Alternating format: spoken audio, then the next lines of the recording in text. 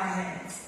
Heavenly Father, thank you so much for this day, this evening. We thank you for the scholars and their families and all those who are here to support.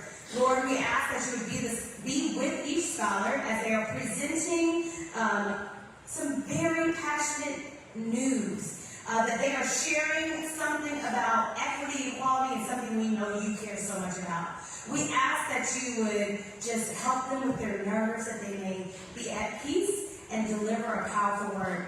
Thank you so much for bringing us here safely and help us have an enjoyable evening. In your name I do pray. Amen. Amen. Again, we want to welcome you to the 4th annual F.H. Jenkins Oratorical Contest.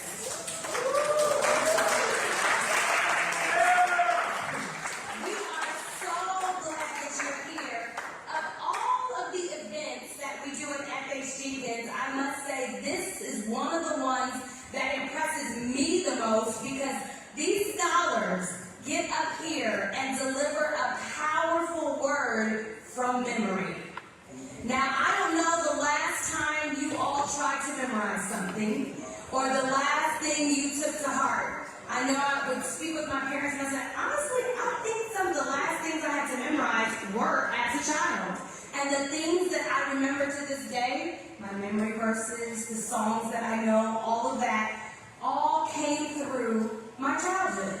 And this presentation every year just impresses me so much because our scholars deliver such amazing speeches with such passion from heart.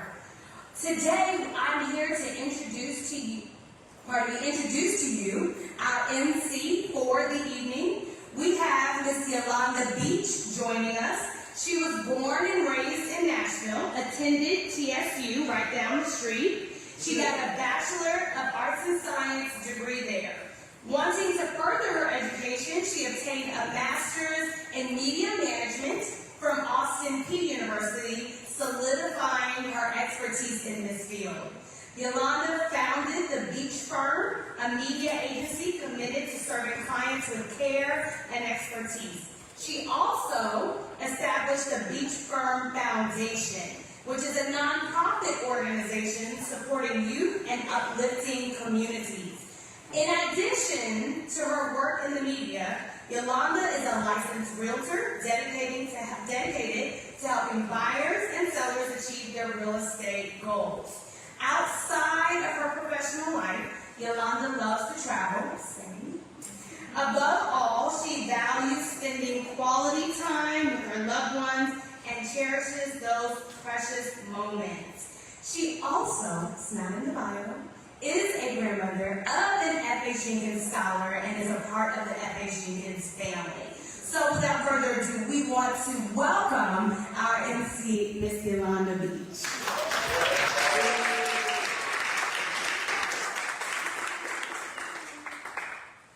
Thank you so much, and good evening, everybody.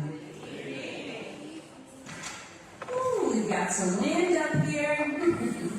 I am pleased again to welcome you to the F.H. Jenkins 4th Annual Oratorical Contest. Again, I am Yolanda Beach, your host for today, and I am honored to be here with each of you as we celebrate the power of words. The beauty of expression and to encourage young voices who are ready to make their mark.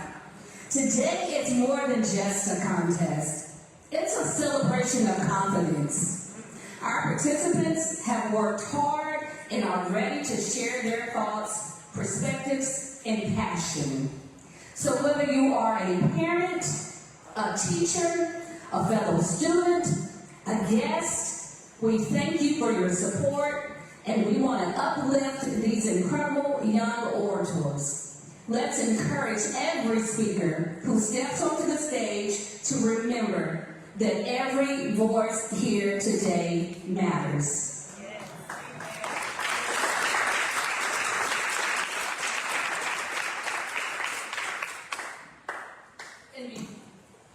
And before we begin, I'd like to take a moment to recognize our judges, distinguished individuals who bring a wealth of experience in education, communication, and community service.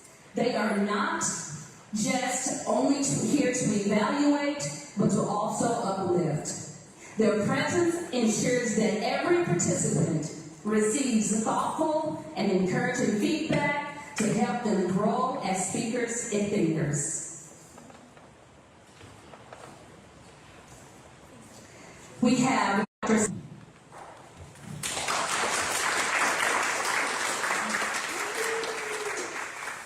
Dr. Samuel N. Nashon is currently serving as professor and chair of the Department of Food and Animal Sciences at Tennessee State University. He earned his PhD degree in poetry science with an integrated minor in biochemistry and statistics from Oregon State University in 1994.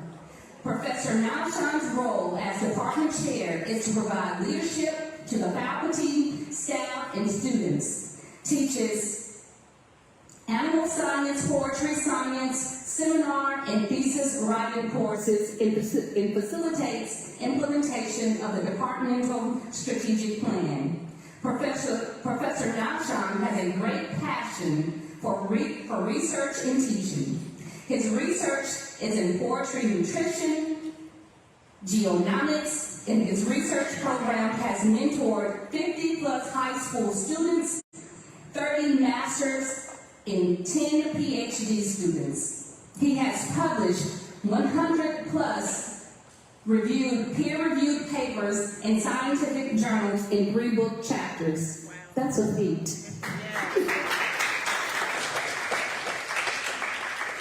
He is a distinguished research scientist in the College of Agriculture at TSU and a recipient of numerous fellowships and awards locally and internationally. Thank you.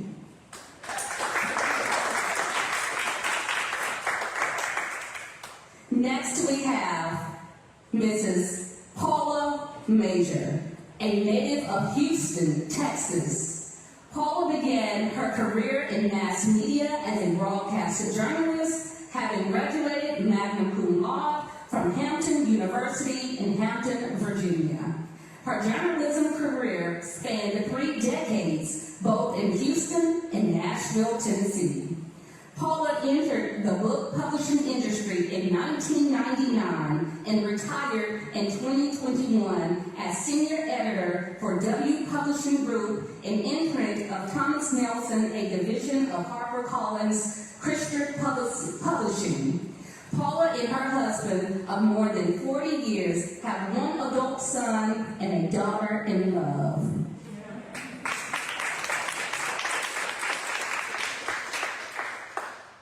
Next, we have Deborah Alexander.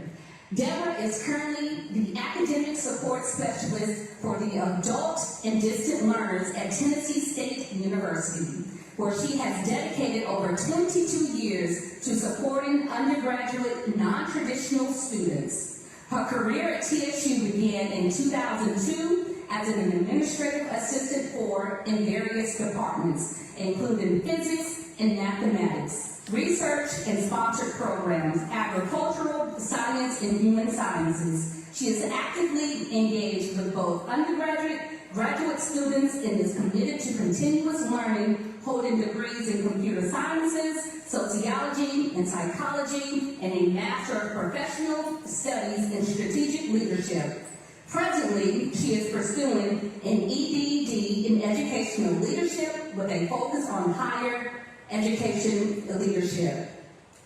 In addition, her academic role, Mrs. Alexander has made significant contributions to university community by initiating the Tennessee State University Staff Senate in 2004 and serving as its chair on the President's Cabinet for 4 years. She is also an advisor for the MANRRS Student Association and currently holds the position of AI Fellow. Beyond her professional commitments, she actively participates in her local community, serving as the financial coordinator for Mount Calvary Missionary Baptist Church. initiated and chaired the HPLD Fashion Show and Scholarship Gala, and currently serves on the Hadley Park Line Dancers Executive Committee.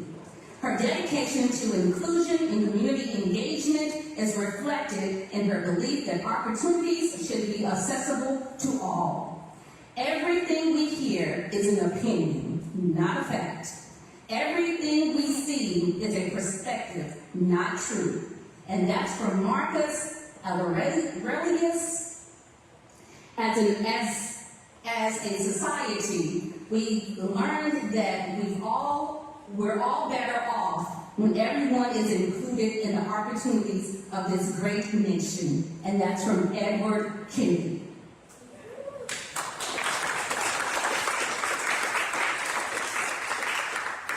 And I want to shout out our accuracy checker, and that's Ms. Cynthia McKissick. Ms. McKissick is the current third grade teacher at F.H. Jenkins.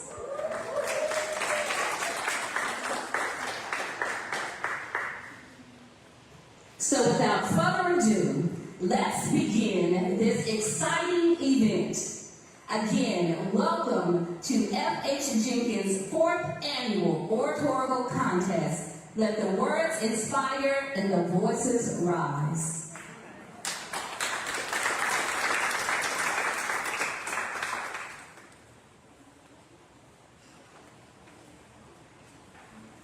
In our junior division, our grades K through 2nd, and these scholars chose a speech excerpt from a historical African American.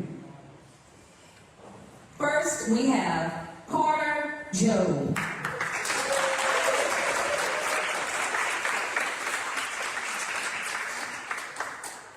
Her coach was Kiera Turner.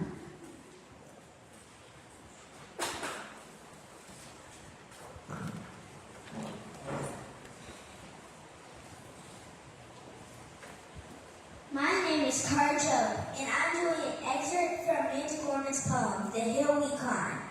Scripture tells us to believe that everyone shall sit under their own vine and fig tree, and no one shall make them afraid.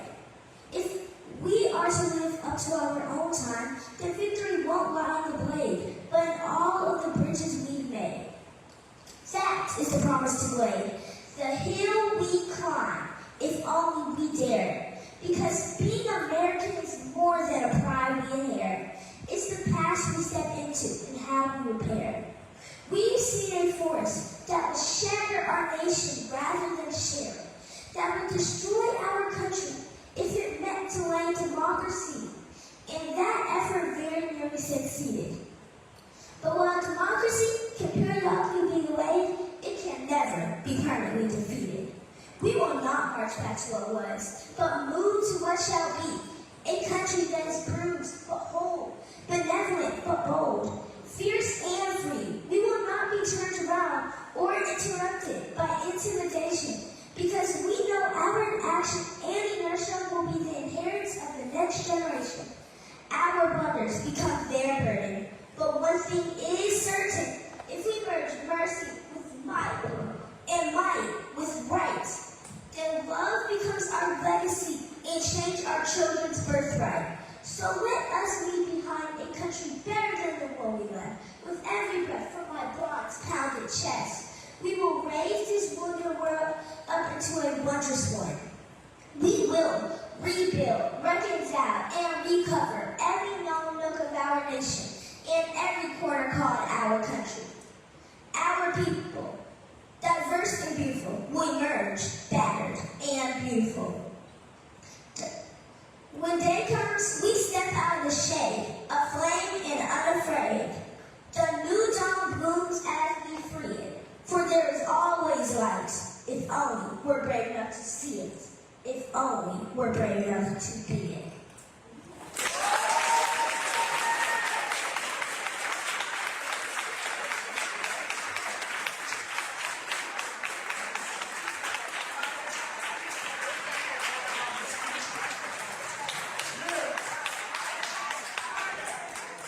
Thank you so much, Carter. Our judges will take the time now to deliberate. I think our scholars are going to be ready for the debate team. That was one of my favorite things when I was in college at Tennessee State University. I used to participate and assist. I was not a debater, but I did assist with the debate team during my time there. I know that some of you guys in the room attended Tennessee State University, and you may remember Miss Kimberly Lamarck, Barry Gordy. I'm sorry, not Barry Gordy, but Barry. Yes. And you may remember some of those professors at TSU. They were very involved with the debate team. And our judges will deliberate. But what an amazing job, right? Let's give another round of applause. Again, today is about courage and confidence. And I like that.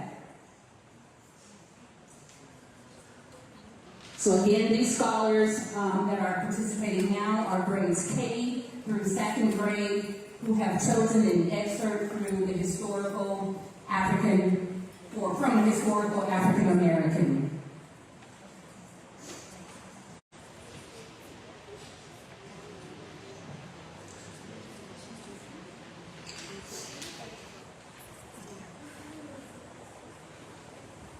Yeah, it takes a lot of courage to stand up in front of a crowd and speak from your heart with passion.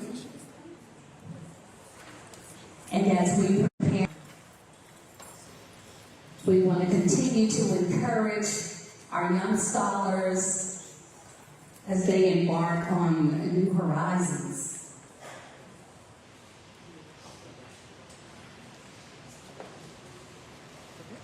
Our judges are still deliberating.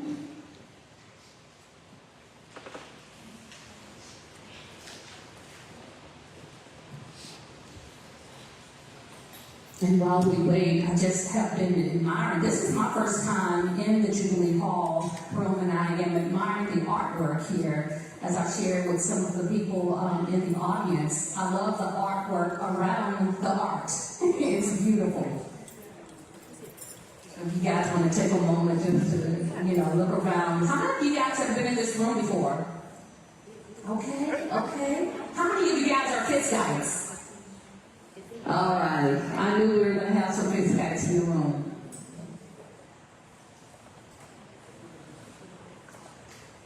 But we've also got some tigers in the room. That's it.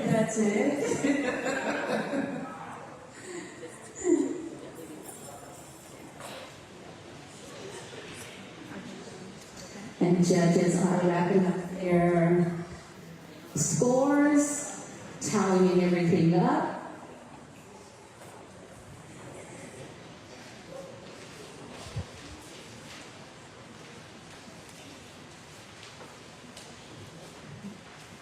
All right, I think we scored, and that is Mr. Danny Phillips III.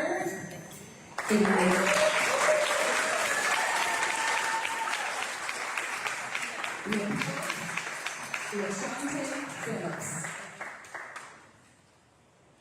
My name is Danny Phillips III, and I will recite Children Are the Light of Our Nation, adapted by Nelson Mandela's address to school children. Good morning, ladies and gentlemen. It's a joy for me to stand here and speak to children, the bright future of our nation.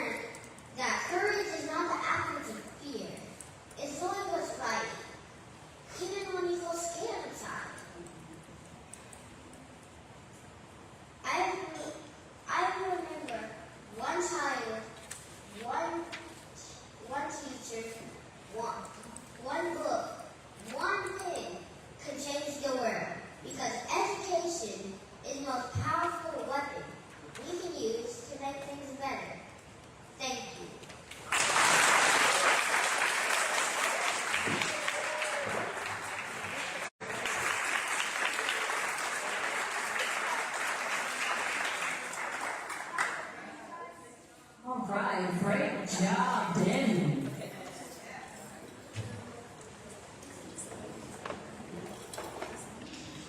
And as our judges deliberate, that does conclude our K through second. And to our kindergarten and second grade participants, we are so proud of them, just speaking from the heart with enthusiasm, and we want to give them another round of applause.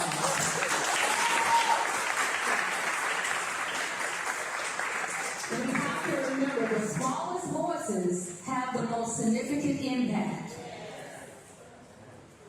And you guys have done something special. Just aside, we were delighted to hear your words.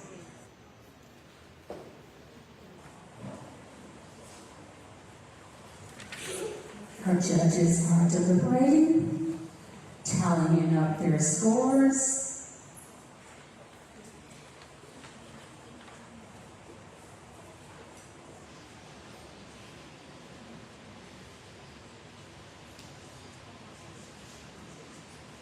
All right, how are you guys doing tonight? You having a good time so far? I see I got a whoop whoop back there. Thank you, young man, for the whoop whoop. Yes, that's it. We got a little liquid sunshine going on, but that's all right. We need the water, so we'll have beautiful flowers come this summer. Beautiful trees. I do like to travel a lot, and sometimes when I go to different cities, I literally just got back from Dallas today. So, and I just look around, and it's not as green in other cities, so I appreciate Nashville for that. We have a very green and clean city, so I do appreciate Nashville for that, because it's not like that in Houston and Dallas. It's concrete everywhere. Yeah, I think one of our judges, I think she's from Houston. I think our judges are wrapping up their scores.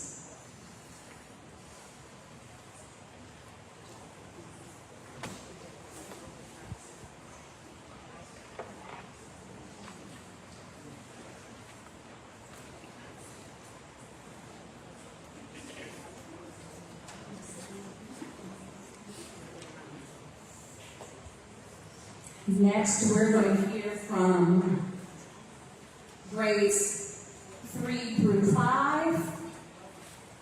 And these scholars have also chosen an excerpt from a historical African American.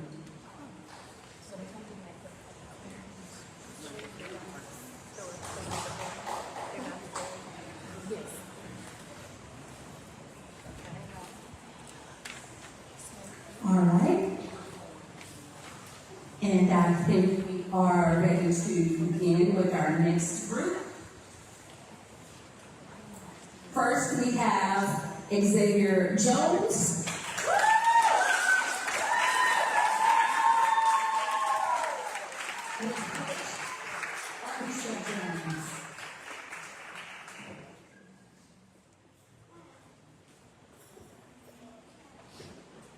We didn't come to America on a Mayflower.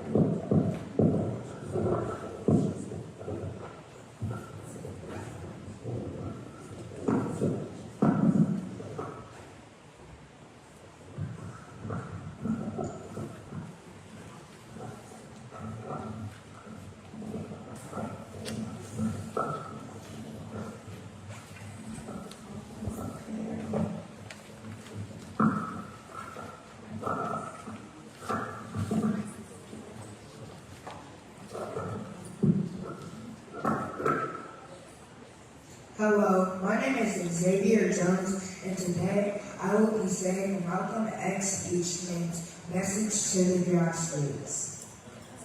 We didn't come to America on the Mayflower. We were brought here from the bottom of slave ships. We didn't come here by choice.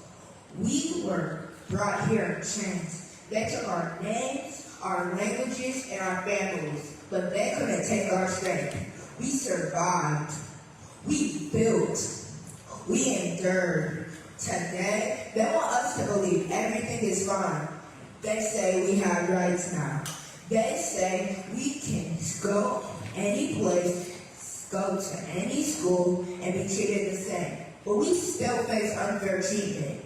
You don't catch heat because you're a Baptist or Methodist. You don't catch heat because you're a Democrat or Republican. You don't catch heat because you're rich or poor. You catch heat because you're black.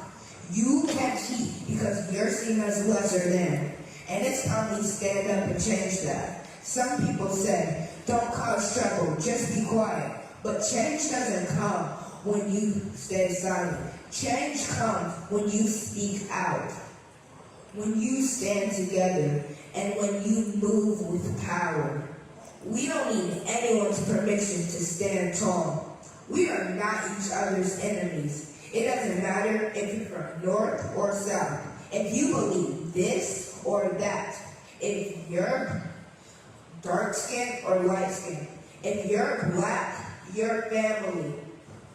We all face the same struggles, and together we'll fight against the unfairness we face. We are not asking for special treatment. We are demanding our rights. We want freedom, justice, and equality for all. And if they won't give it to us, we'll take it by any means necessary. That means we organize, we protect each other, we build our own power. We will never give up. We are strong, we are rising, and together we'll win by any means necessary.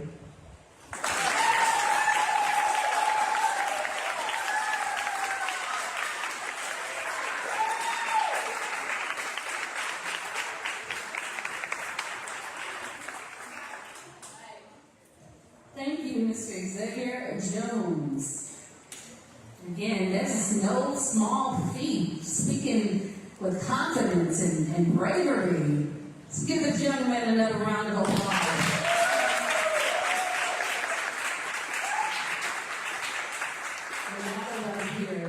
We gotta let them hear and uplift them as they go through the journey of being an orator, and they will grow and further themselves in this. It is no small task to speak with such grace and confidence.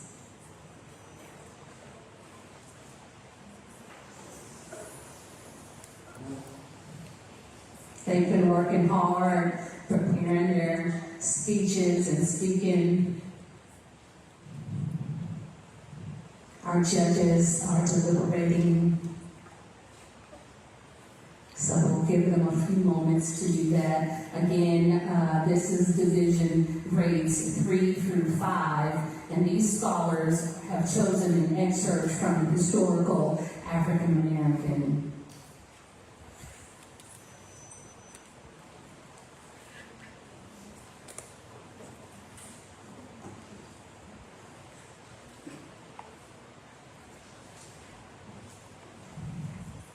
You guys have big plans for the summer?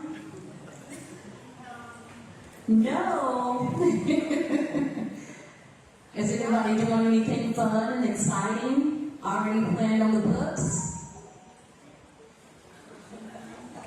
I see some hands raised. Need approval.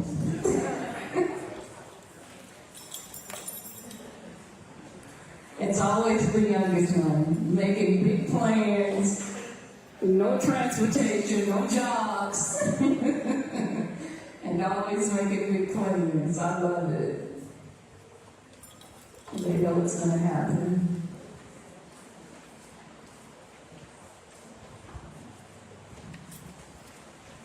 All right, I think our judges are wrapping up their final scores for our last orator. All right. And we are ready for our next presenter, Mr. William Dow.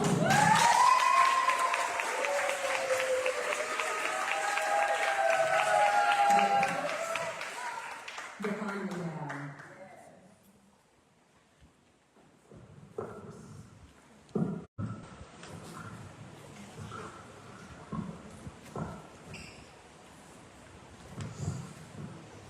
Hello, my name is William Dow, and I will be reciting a pin drop speech by James Bond.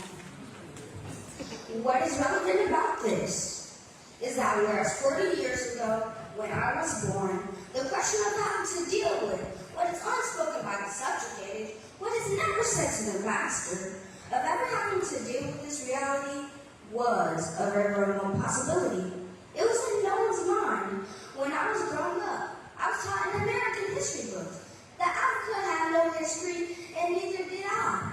That I was a savage about whom the less said the better, who had been saved by Europe and brought to America. And of course, I believed it. I didn't have a choice. Those were the only books there were. Everyone else seems to admit. If you walk out of Harlem, ride out of Harlem, downtown, the world agrees what you see is much bigger, cleaner, whiter, richer, safer than where you are. They collect the garbage. People obviously can pay their life insurance. Their children look happy, safe. You're not.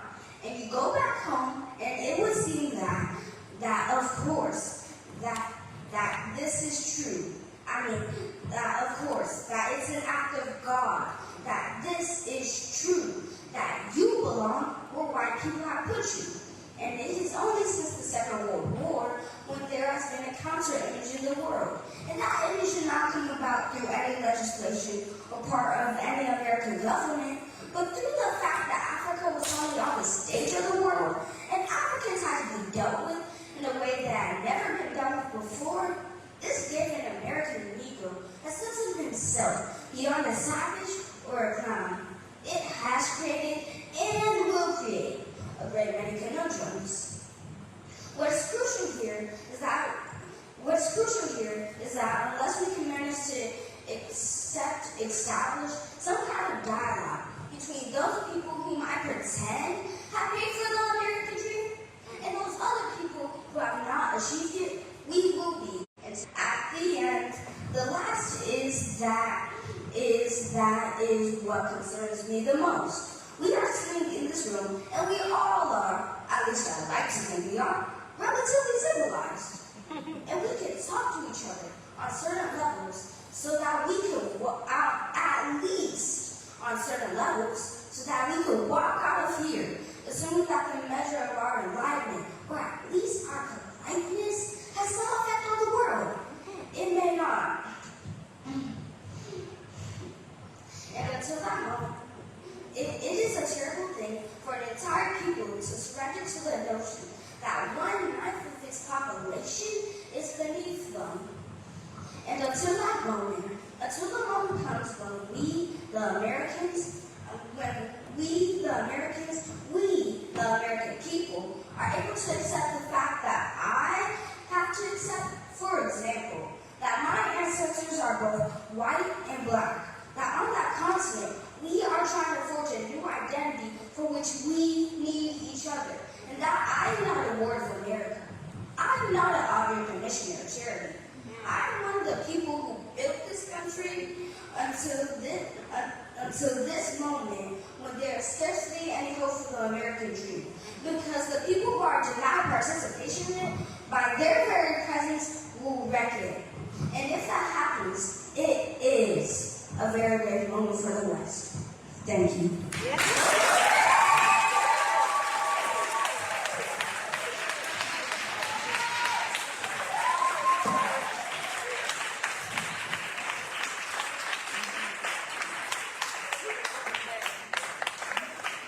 Great job, William. Let him hear it. Let him hear it.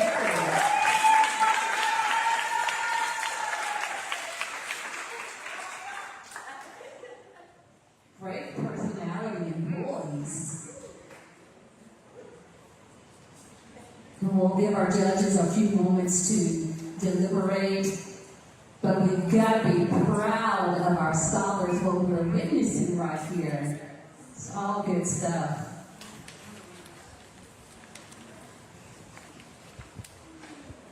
I think the songwriter said, our children are the future.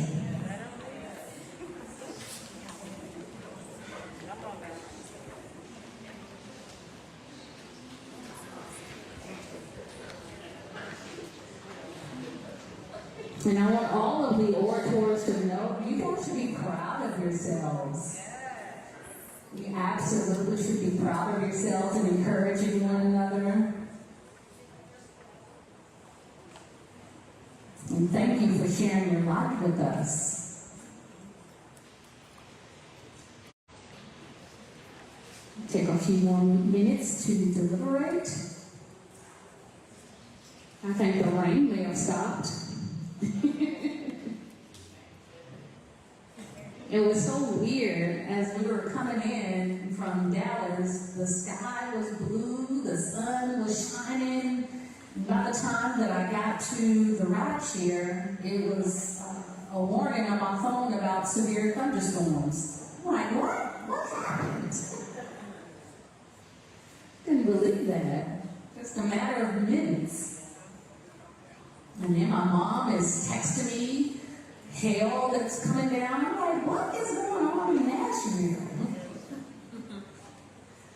So it's all good stuff. We are here and enjoying this evening with our young scholars. I think the judges are wrapping up their deliberation, and I've got a thumbs up.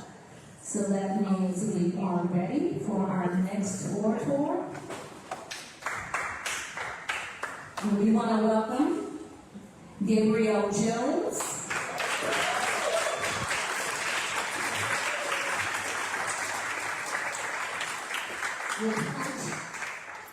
Gary Jones Jr.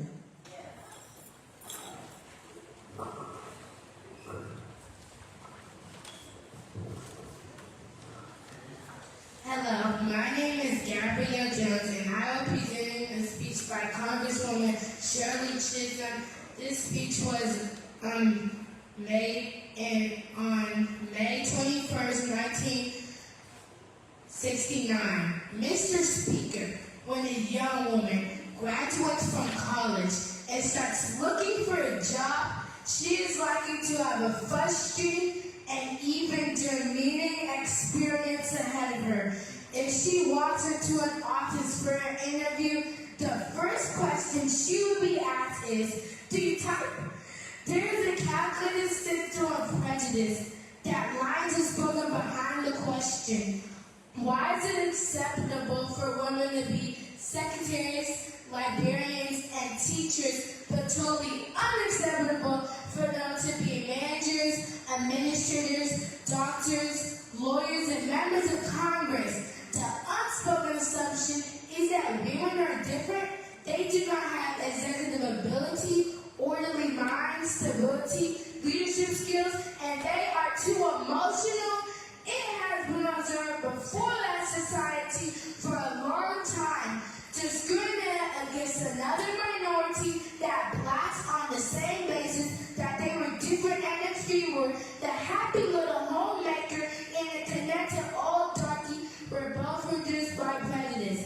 As a black person, I am no stranger to race prejudice, but the truth is, in the political world, I have been far often discriminated because I'm a woman than because I am black.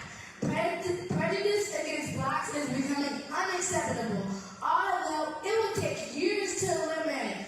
But it is due because slowly white America is beginning to admit that prejudice against women is still acceptable. There is very little understanding yet the immorality involved in double pay skills and the clarification of most of the better jobs as for men only.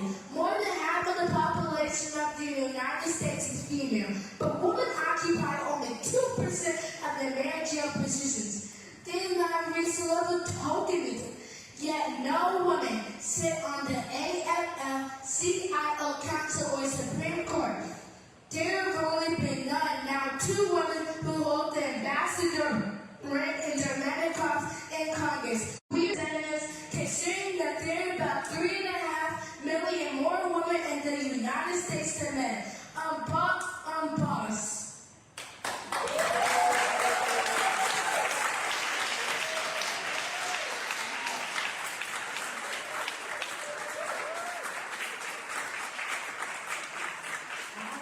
Thank you, Gabrielle. That was awesome. Great job. An advocate for women. We need more of that. Fighting for our rights. And while our judges deliberate, I will tell you the next group is our senior division, grades 6 through 8. And these scholars had to write an original speech pertaining to any of the following: social injustice, residual effects of slavery on the Black community, human rights, and/or civil rights. So this will be original work from our orators, grades 6 through 8.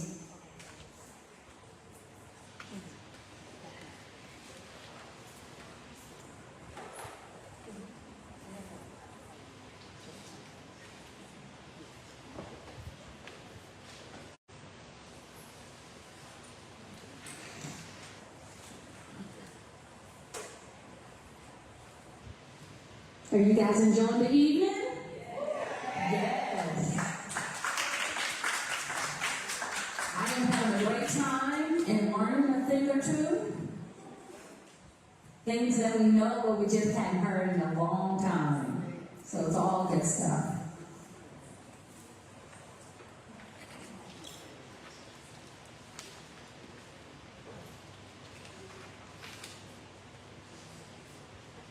There's a lot of personality in the room. Just remember me when you guys make it big. Just remember Yolanda. Because these guys are going places.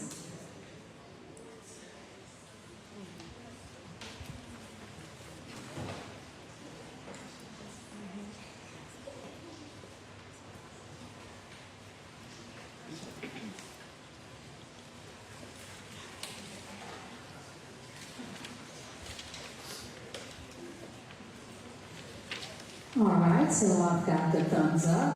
First, we have Victoria Dyer.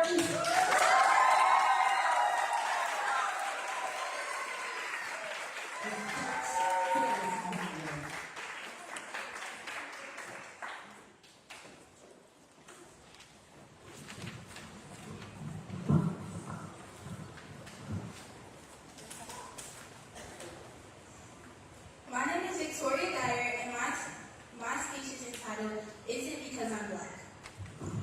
Employment discrimination encompassing race, color, sex, religion, or national origin is illegal and prohibited by Title VII of the enforced by the Equal Employment Opportunity Commission. However, unfortunately, about 4 in 10 Black workers say they have been treated unfairly by an employer in hiring, pay, or promotions because of their race or ethnicity. For decades, the impact of racial discrimination has affected people of color and has had far-reaching emotional, physical, and financial consequences. Black women have faced workplace hair discrimination, including being told to change their hair for work, getting fired for natural hairstyles, and being pressured to straighten their hair for job interviews. For example, Imani Jackson faced termination after wearing her natural hair to work, refusing to conform to Eurocentric beauty standards imposed by her employer. Imani initially wore a wig with straight hair during her first month of work. However, she later decided to embrace her natural hair. Despite being instructed to wear the straight-haired wig, Imani continued to wear her natural hair, which was typically styled in a neat bun. She was then fired only 2 months after being hired and was replaced by a white employee. When Imani's former employer was confronted, she claimed that Imani previously came in with beautiful hair, but now looks like she rolls out of bed. Is it because because Imani was black that her story is a prime example of racial discrimination in the workplace? In the United States, diversity, equity, and inclusion, also known as DEI, are organizational frameworks that seek to promote the fair treatment and full participation of all people, especially groups who have historically been underrepresented or subject to discrimination based on identity or disability. On January 21, 2025, President Trump signed an executive order entitled Ending Illegal Discrimination and Restoring Merit-Based Opportunities. He claims that ending radical and wasteful DEI programs will restore fairness and accountability in federal hiring. People have argued that DEI programs create opportunities for people who didn't deserve it. However, before DEI was put into place, marginalized groups were not given the same opportunities as white people, despite them being more talented, smarter, and hardworking. And even when DEI was put into place, they only tolerated us because they had to, but they did not accept us. Discrimination in the workplace is a prevalent issue, with a significant portion of workers reporting experiencing or witnessing it, especially within the black community. In fact, among black workers, 48% of men and 36% of women said they have experienced discrimination or unfair treatment because of their race. 51% of black workers in the U.S. said that just being a black person in the United States makes it harder for them to succeed where they work. Not to mention, black workers generally earn less than U.S. Bureau of Labor Statistics. The median weekly earnings for black workers are $878 compared to $1,085 for white workers and $1,401 for Asian workers. Racial discrimination can have a significant and lasting emotional, physical, and financial impact. These types of experiences are very likely to lead to poor mental health, lower individual and collective self-esteem, increased stress, anxiety, depression, racial trauma, and symptoms similar to PTSD. Racial employment discrimination is also linked with negative physical health outcomes such as increased risk of hypertension, cardiovascular disease, and chronic illness. Black individuals are twice as likely to be unemployed as white individuals. In 2019, the unemployment rate was black and American Indian adults, compared to just 3.3 and 2.7 for white and Asian adults. Although it may seem small, microaggressions are another way of showing racial discrimination in the workplace. A psychologist, Kia Wright-Prubin, experienced a situation where someone used a microaggression to tear her down. During the meeting, one of Pruitt's colleagues mispronounced her name. When Pruitt corrected him, he dismissed it by saying that the pronunciation of her name wasn't important. Pruitt wanted to respond, but she felt that if she expressed her feelings, she would be perceived as unprofessional and angry. On the other hand, she felt as if she would be invisible if she stayed quiet. Many black women have experienced a situation like this, where they felt the need to stay quiet in order to show they are not the stereotypical angry black woman. Is it because we're black that this stereotype is a common trap for black women? Malcolm X once said, the only permanent solution is complete control of the economy of our communities by the black people themselves. Not our position in a white man's store, but being in a position to own and operate our own businesses, and thereby being in a position to create employment for ourselves. Although we may not be able to be in complete control of our own communities, there are a few ways you can address discrimination. Keeping a record of any racist behaviors, including dates, times, who was involved, and what was said and or done. Familiarize yourself with your company's policies and procedures for addressing discrimination. If you feel comfortable and safe with doing so, consider intervening when you witness racist behaviors. And lastly, if all else fails, file a lawsuit with the Equal Employment Opportunity Commission. Discrimination may try to tear us down, but our resilience and discrimination are stronger. Together, we can dismantle discriminatory barriers and create a more inclusive workforce for all. And maybe one day, we won't have to ask ourselves, is it because I'm black? Because we'll no longer be judged by the color of our skin, but as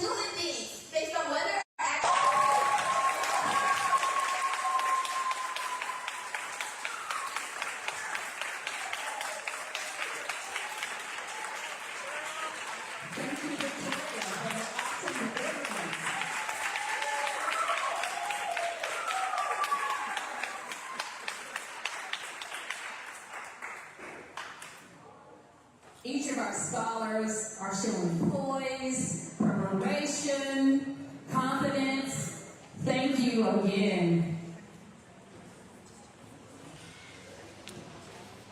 Our judges will continue to deliberate.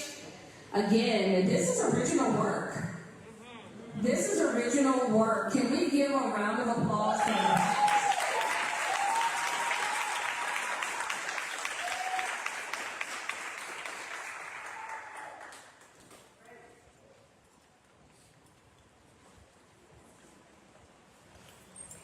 I'm telling you, these scholars, they're going places.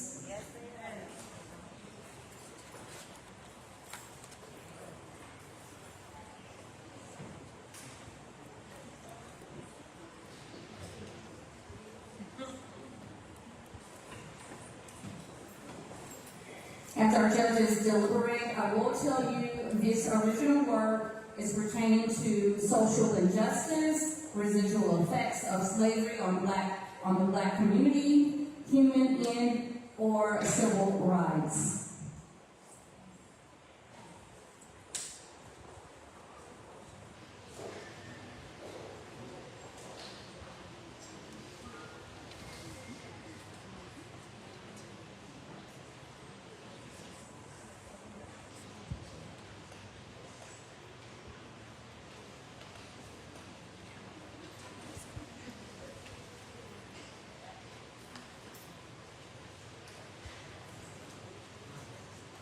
I want to give a round of applause to the judges.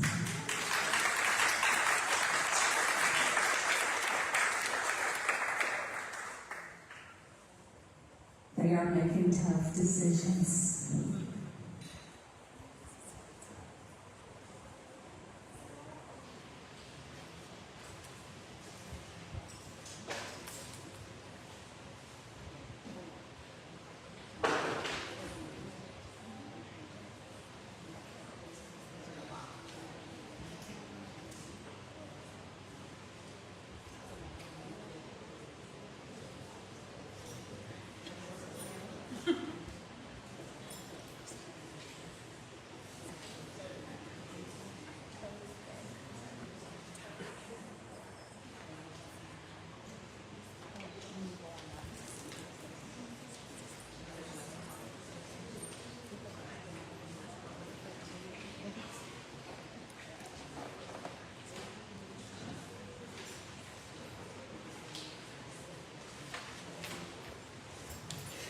All right, I think the judges are wrapping up their final decision, and we have a thumbs up.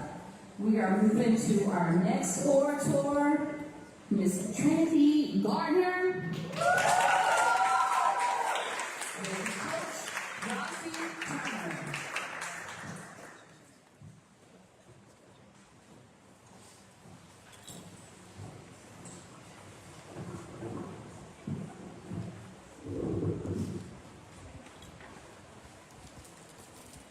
My speech is called Tactically Speaking.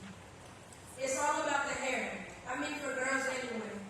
Every morning we wake up thinking about this hair thing. We are really influenced by socializing with our friends and socializing with popular culture. We are moved to change the trends. Oh my, what will happen next? Will we go back to fried, dyed, and laid to the side? Or Jerry curls? My, who knows? As Trinity Gardner, the daughter of a black woman who praises God often, that I got my hair from my dad, I believe we're going through a hair crisis. This crisis being, what do we do with our do as a hairdo next? Will it be a weave or green? Will it be silky and shiny? Or just crispy? Often we don't know. Please don't downplay the time it takes spent on this. I remember when my mom was doing all that pulling and yanking. I couldn't tell if I was her daughter or if she was practicing to open a hair salon. Either way, our style affects our mood, our confidence, and our emotions. In essence, it affects our entire group. By all types of styles. Afro puffs, braids, twists, straight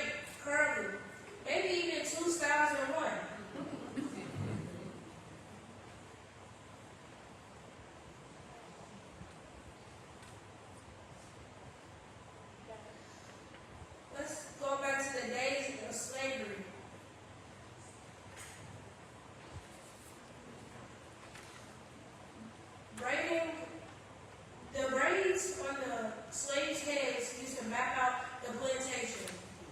This showed them how to get out or how to get in. And also, don't let me get ahead of myself. You can't have a speech on black hair without mentioning a Negro woman named Madam C.J. Walker. Walker was born in 1867. She is known for being the first female self-made billionaire because of her hair straightening process. She has inspired tons of businesses and salons all over the nation. Anyone remember when Tuesday won in 2019 Miss Universe? I was so proud of her with her little teeny afro. And also, we can't forget about Bo Derek. She was with her cornrows. She was the talk of the nation.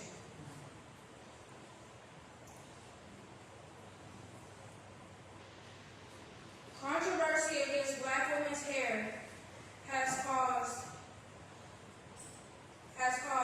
them to be denied educational, employment, and other opportunities. It's gotten so bad that 27 states have passed the Crown Act. But in the end of the day, whatever style you choose, you be beautiful.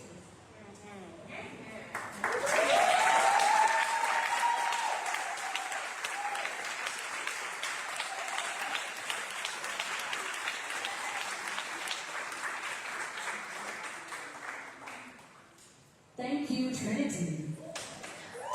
Great works of expression.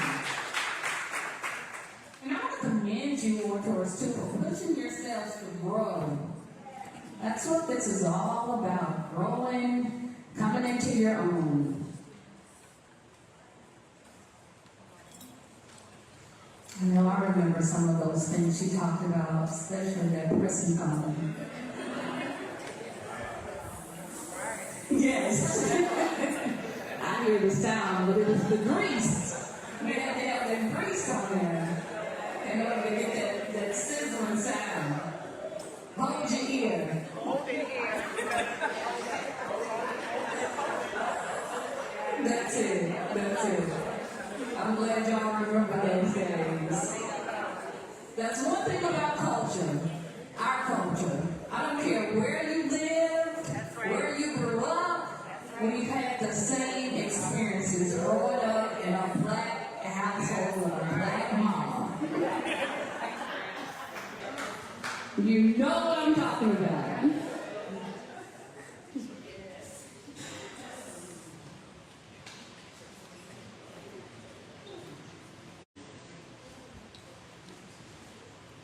So this original word, it really is so powerful that our young scholars are coming up with this type of original work. This is their own work. So, I think about, as one of our judges, talk about peer-reviewed work. So we are the peers reviewing their work at this point. So it's all good stuff. I think our judges are still tallying up scores. Whoa, I got a thumbs up. So we are moving on to Deja Jones. And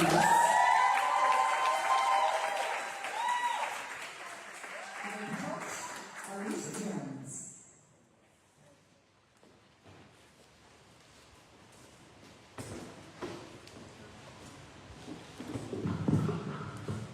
Good evening, everybody.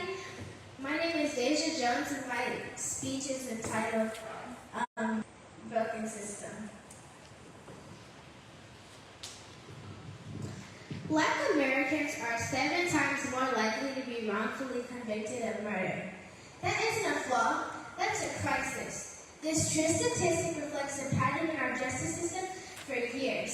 Social injustice has taken a toll on marginalized communities from slavery to segregation to wrongful convictions and economic inequality. It's not just history, it's the present day, and if we don't end it, it'll become our future.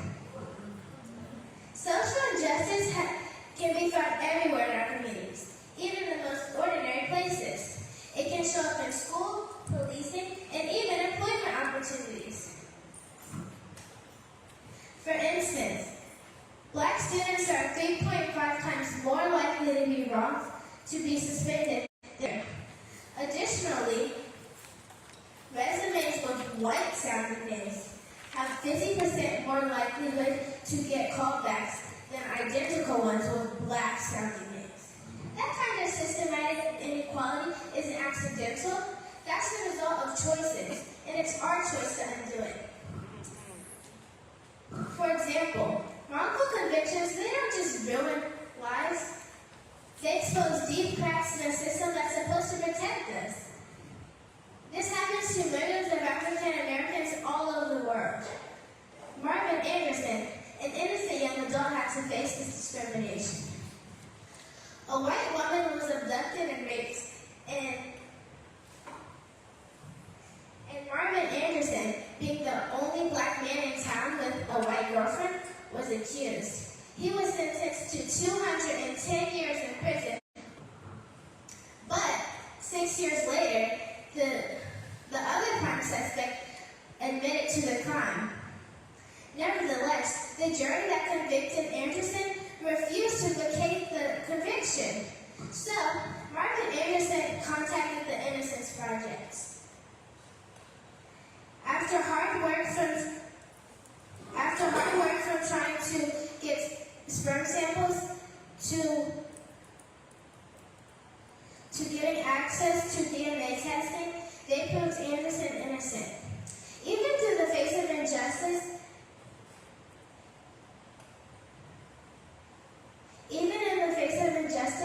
there is hope, and there is strength in choosing to do what is right. From unequal treatment in schools or policing to the wrongful conviction of Marvin Anderson, the truth is clear. The system must change, but change starts with awareness, courage, and action. As Brian Stevenson once said, each of us is more than the worst thing we've ever done.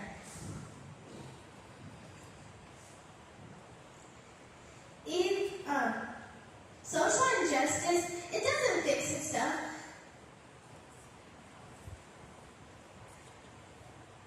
Social injustice doesn't fix itself.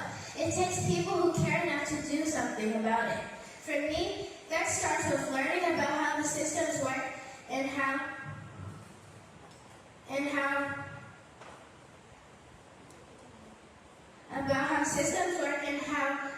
and having real conversations that open minds.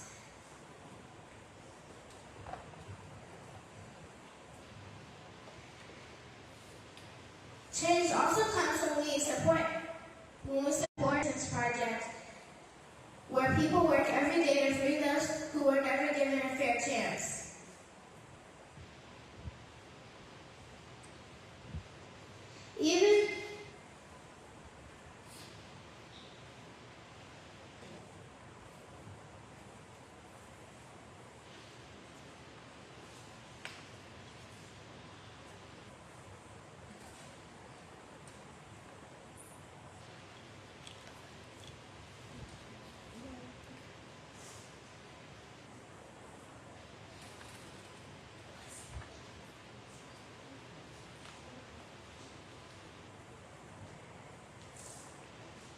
These actions might seem small, but together they create momentum.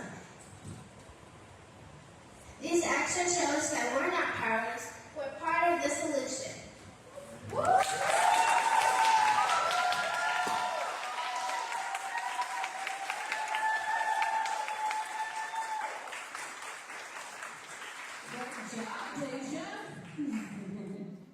Oh, good stuff. So our judges are going to deliberate. And again, these are original pieces of work. For our senior division, grades 6th through 8th. Great job. That's it. Encourage our babies.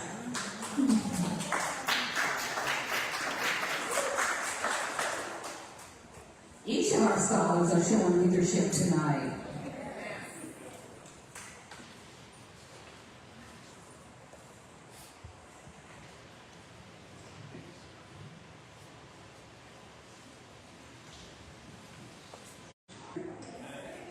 Yeah.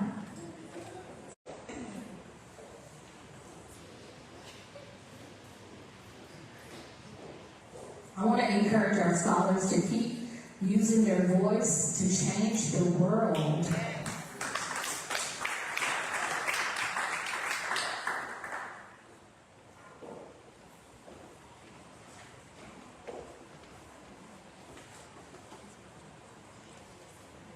Our judges are hard at work. If you guys could see their faces, they're really into thinking.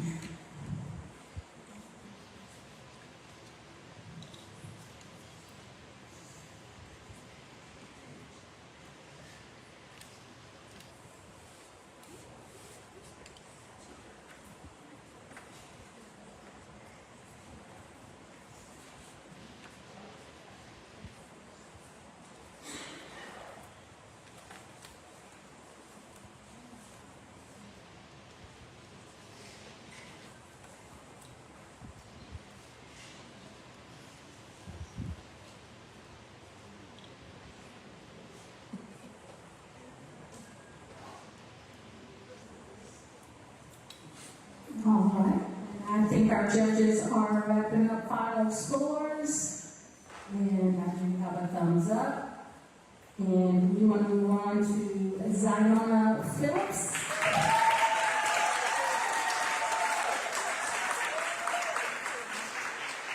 To Coach Lasante Phillips.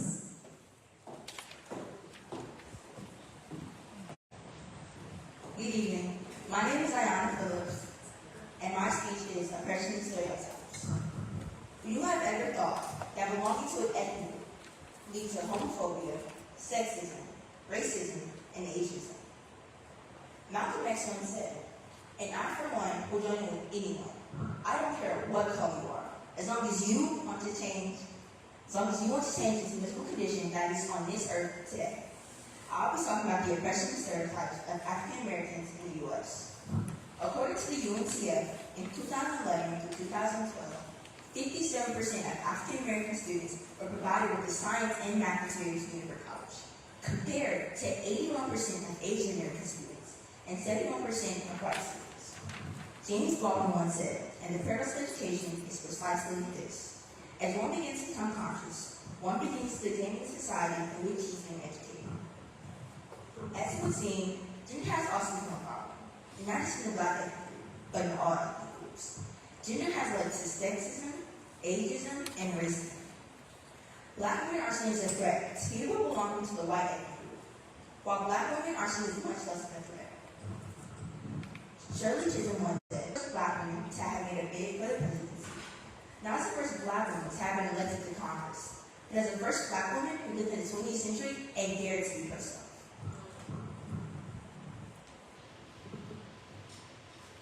I truly believe that if we come together, we can fix this. In the United States, 1,173 civilians have been shot. 248 of them were Black. Just from December of 2024, last year. I know, crazy.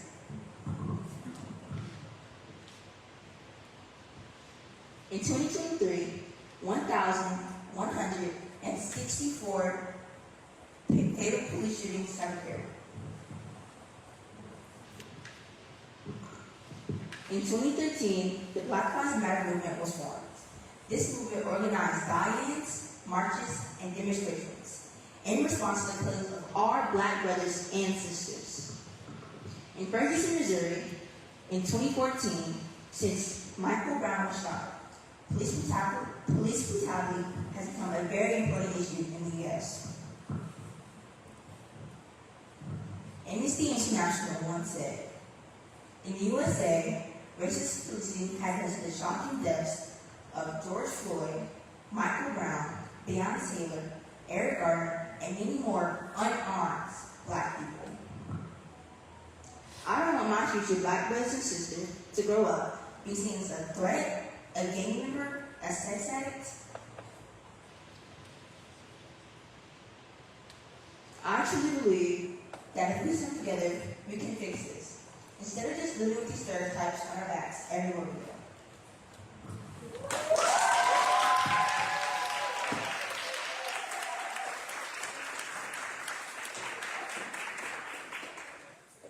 Thank you for that wonderful piece of work. That's it. Give it up for our little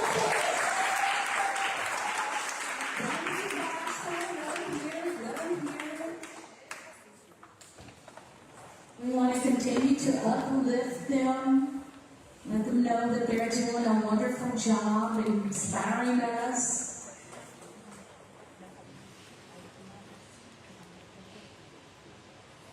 And again, I couldn't tell you guys enough, scholars, you should be proud of yourself.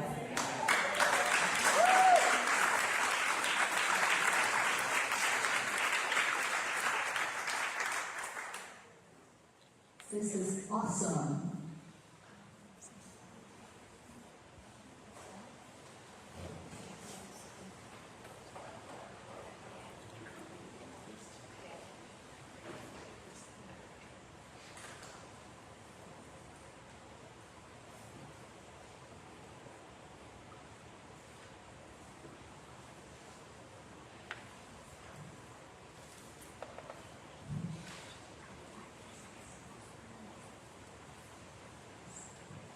Our judges are deliberating.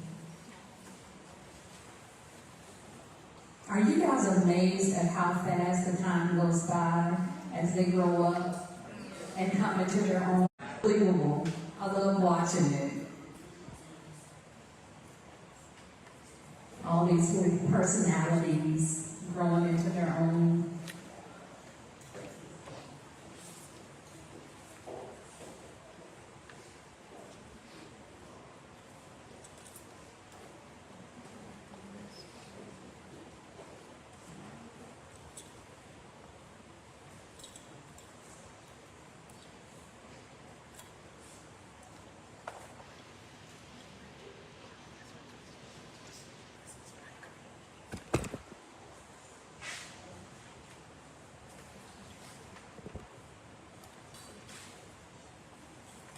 All right, I think the judges are wrapping up.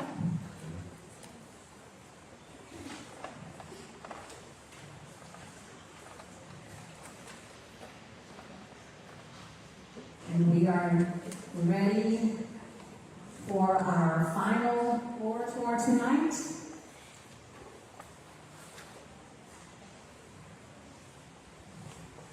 And that is Corinne Alport.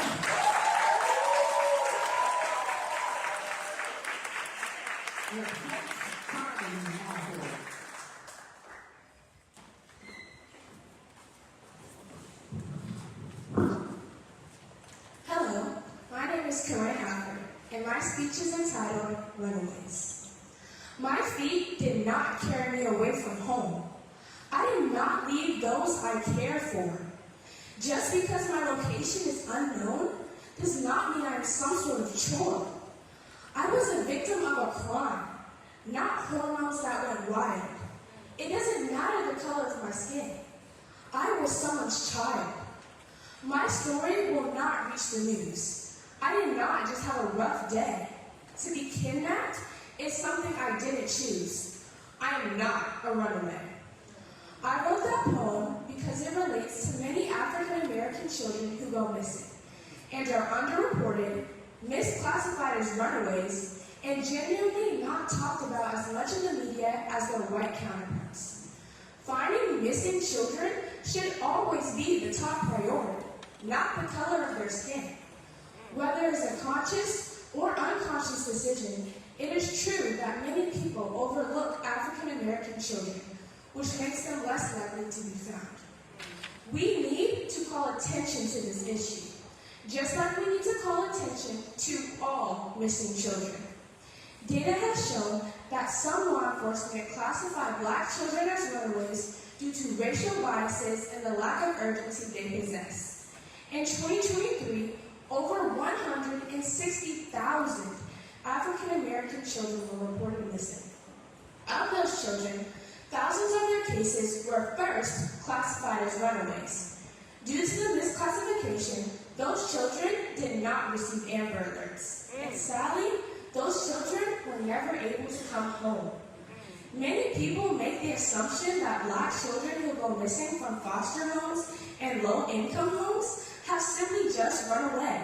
But those harmful stereotypes take attention away from them and reduces the chances of finding them.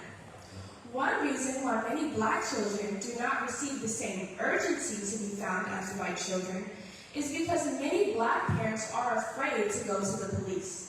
The history between law enforcement and African Americans is not very pleasant. This leads many Black parents to be hesitant to trust them. Many Black parents believe that the police might not trust their stories, and it can lead to misclassification, and in the end, just cause more harm than good. Many Black parents do not feel safe involving the police in any matters, especially matters that have to do with their own children. There must be a sense of trust formed between the African American community and law enforcement. But due to the past, that is very unlikely to happen.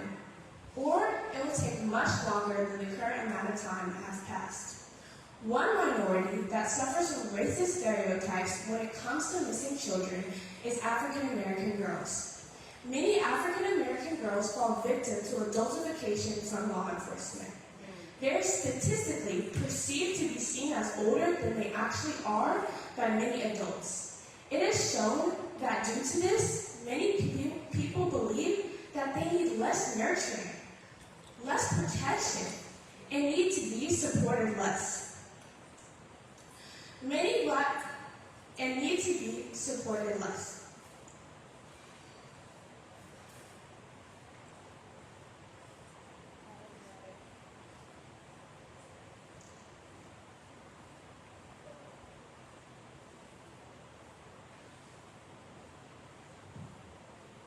One example of these harmful stereotypes leading to an unfortunate outcome is Jolyn Malusa.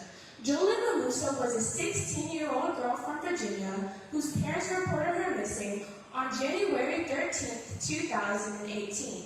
But the police categorized her as a runaway, so they did not look into her disappearance until 3 days after she disappeared. She was found dead 14 days later. The police mistake caused her not to receive an Amber Alert. If she had, she might have still been here today. Jolyn fell victim to adultification and racist assumptions by society. If she had received at least half of the effort that goes into finding white children, she might have survived. It is clear that this system needs to change, and we need to bring awareness to this issue. Each year, the opportunity to be found is ripped away from some innocent little boy or girl. Whether or not the problem is intentional, the point is that we need to do something about it. We need to shed light on the many children who are left in the darkness. We need to speak up and fight for these children to come home. We need to put our differences aside and recognize that these aren't just faceless names you see on the news, because you don't want those names to become your children, your students, your nieces, your nephews, or your grandchildren. All children deserve to come home, and all parents deserve to see their babies again.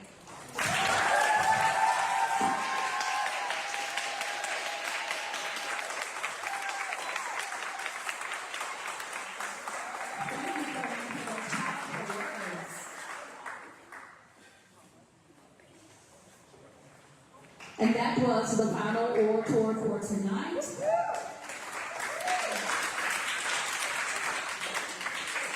But let's remember, this isn't just about scores. It's about growth, expression, and courage. And you've already won by showing up, speaking out, and sharing your light.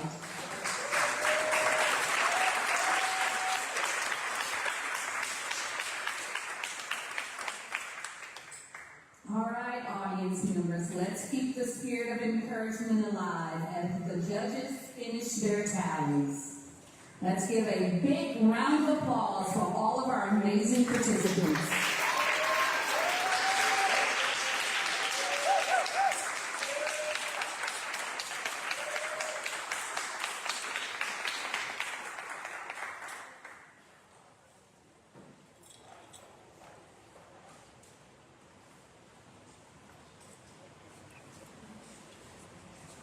All right, scholars, and as the judges finish scoring, hold your heads high. This experience is a stepping stone toward even greater things. Keep using your voice. It has the power to change the world.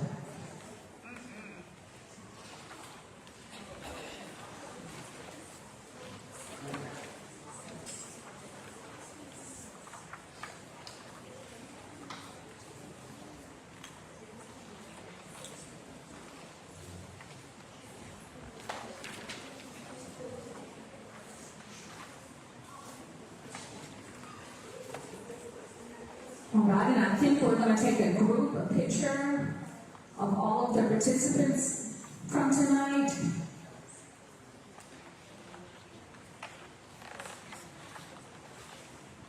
Are we ready to do that now? Okay, we're going to hold on taking the picture, but we will get a group picture of you guys tonight before you leave.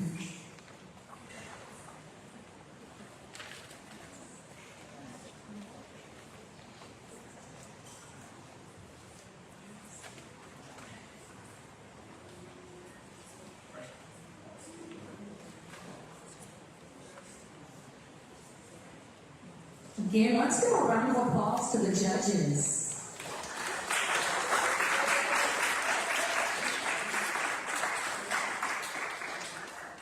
You guys have been great.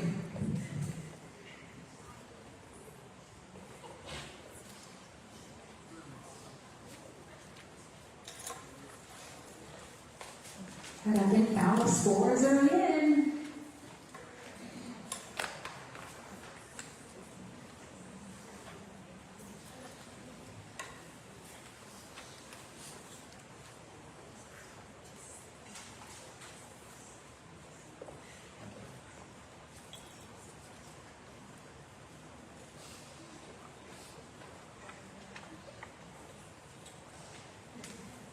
Right, so from K through second grade division, may I please have Carter Joe and Danny Phillips.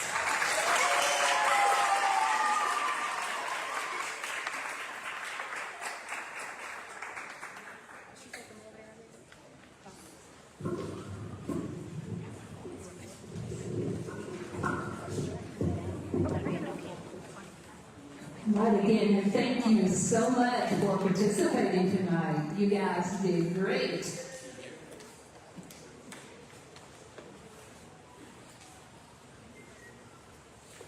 All right, and in second place, we have Danny Phillips.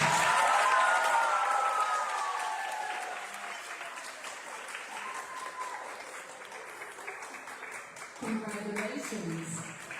In first place, Carter Joe. Congratulations. Let him hear it. Let him hear it.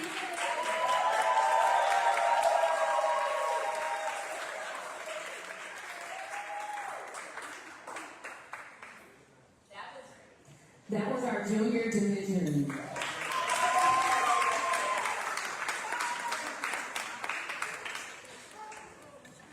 In our intermediate division, may I please have William Dow, Gabriel Jones, and Xavier Jones.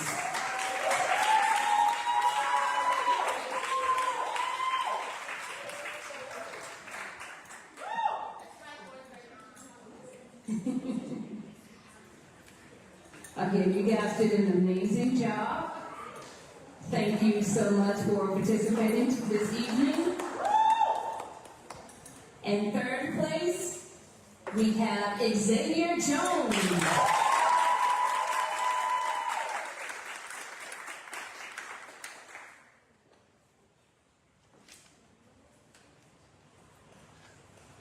All right, and in second place, we have Gabriel Jones.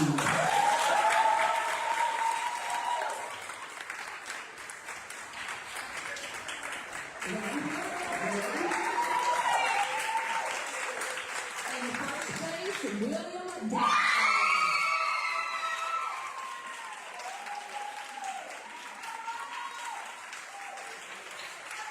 Congratulations! Thank you guys so much. You did a wonderful job.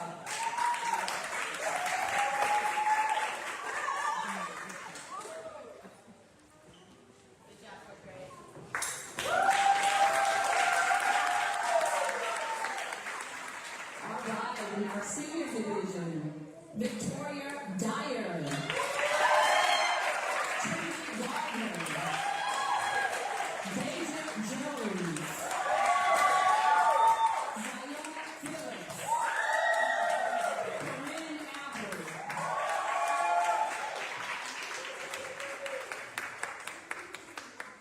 Again, congratulations. Thank you guys so much.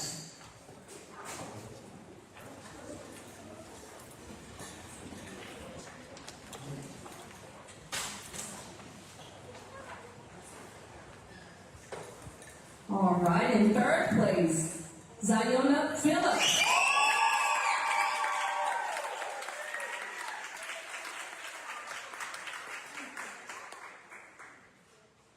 Awesome. In second place, Victoria Dyer.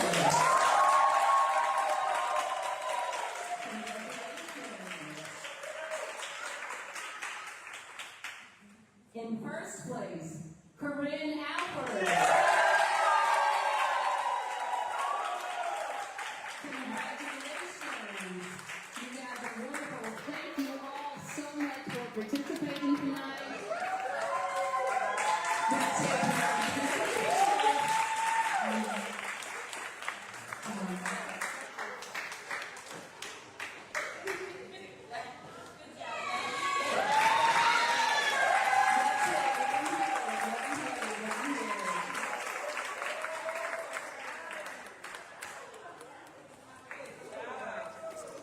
Again, let's do it one more time for all of our participants. We want to give a hand to our host, Miss Yolanda Beach. We want to thank our judges for all their hard work. Thank our faculty and staff for their contributions. Thank to all the coaches who worked with us. We want to give a special shout out to our program coordinator, Mrs. Phillips, alongside Mrs. Campbell. We want to thank you all for your continued support of FH Jenkins and the scholars. These are memories that will never be forgotten.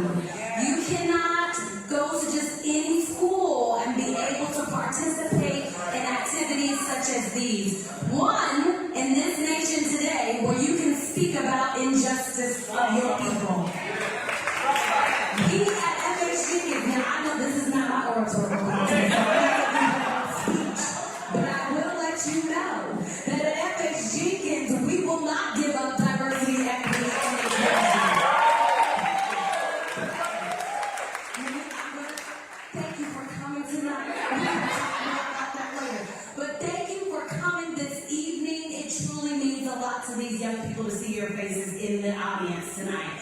We have refreshments for you on your way out, so please feel free to stop by and get some refreshments. We want you to, there's plenty, so get plenty. We don't want to take anything home. But thank you again for coming this evening, all participants. As soon as we have our closing prayer, please meet us on the stage so we can take a group picture. All right? Thank you all. Let's bow. Lord, we are thankful. We are thankful for your young people and their voice. We are thankful for what you have put inside them that they are able to share with the world. Lord, we pray that this platform will not be their last, but that this is just the beginning of what they have to say and share with the world on your behalf. Be with us this evening. Help us to make it home safely. In Jesus' name I do pray. Amen.